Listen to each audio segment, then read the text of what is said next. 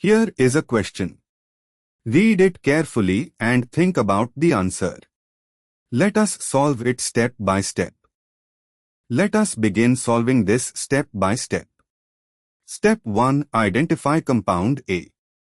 Molecular formula C3H8O with degree of unsaturation is equal to 2 times 3 plus 2 to 8, 2 is equal to 0, so A is a saturated alcohol. C3H8O alcohols are 1-propanol, CH3CH2CH2O, 2-propanol, CH3, 2CHO. Step 2. Identify compound B.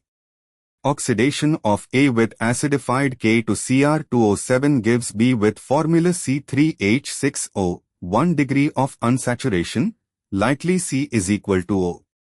B gives a silver mirror test, Tollens test, meaning B is an aldehyde. The only C3 aldehyde is propanol, CH3CH2CHO.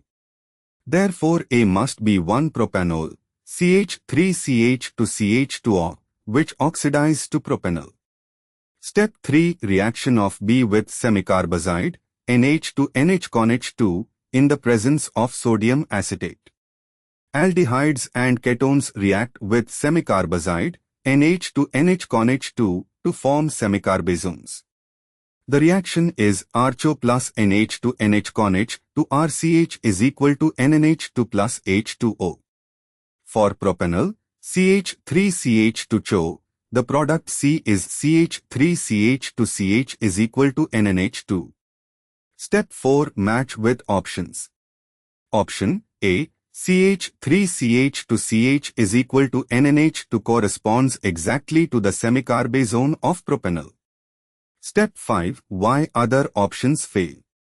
B and C show a branched C3 skeleton, acetone derived, i.e. CH3 to C is equal to, which would come from 2-propanol oxidized to acetone, a ketone.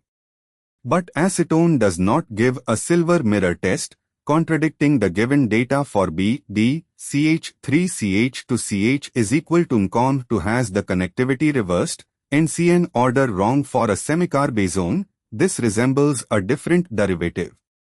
Therefore, the correct answer is A. Therefore, the correct answer is option A.